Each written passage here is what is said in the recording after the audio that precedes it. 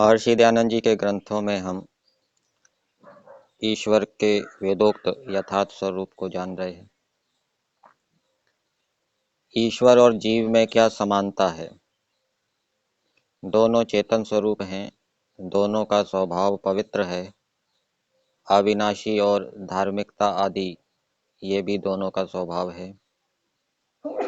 ईश्वर और जीव में भिन्नता क्या है? परमेश्वर के सृष्टि की उत्पत्ति, स्थिति, प्रलय सबको नियम में रखना, जीवों को पाप पुण्यों के फल देना आदि धर्मयुक्त कर्म हैं, और जीव के संतान उत्पत्ति, उनका पालन, शिल्प विद्या आदि अच्छे बुरे कर्म हैं। ईश्वर के नित्य ज्ञान, आनंद, अनंत बल आदि गुण हैं, और जीव के पदार्थों की प्राप्ति की अभिलाषा करना, दुख आदि की अनिच्छा करना, विलाप, अप्रसन्नता, चलना, सब इंद्रियों को चलाना, भूख प्यास, हर्ष शोक आदि युक्त होना, ये जीवात्मा के गुण परमात्मा से भिन्न हैं।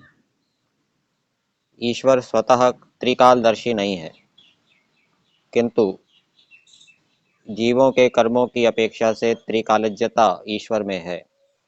जैसा स्वतंत्रता से जीव करता है, वैसा ही स्वतंत्रता से ईश्वर जानता है, और जैसा ईश्वर जानता है वैसा जीव करता है। अर्थात ईश्वर यह जानता है कि जीव अच्छे से अच्छे और बुरे से बुरे कौन कौन से कितने कर्म कर सकता है।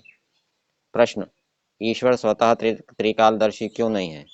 उत्तर: ऐसा नहीं है कि ईश्वर को कोई ज्ञान होके ना रहता हो तथा ना होकर होता हो।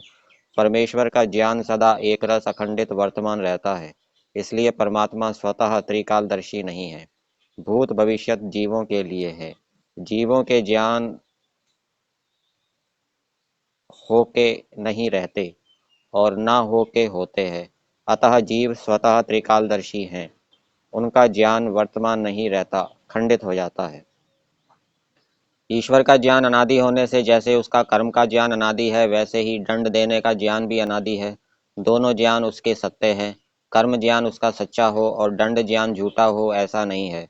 अर्थात जीव कैसे कैसे कर्म कर सकता है और उनके कैसे कैसे फल होंगे, ये ज्ञान ईश्वर के पास सदा रहते हैं, और दोनों सच्चे हैं। ईश्वर जीवात्मा को उनके कर्मों का फल देने में परतंत्र नहीं, अपितु स्वतंत्र है, और जीवात्मा कर्म करने में स्वतंत्र है।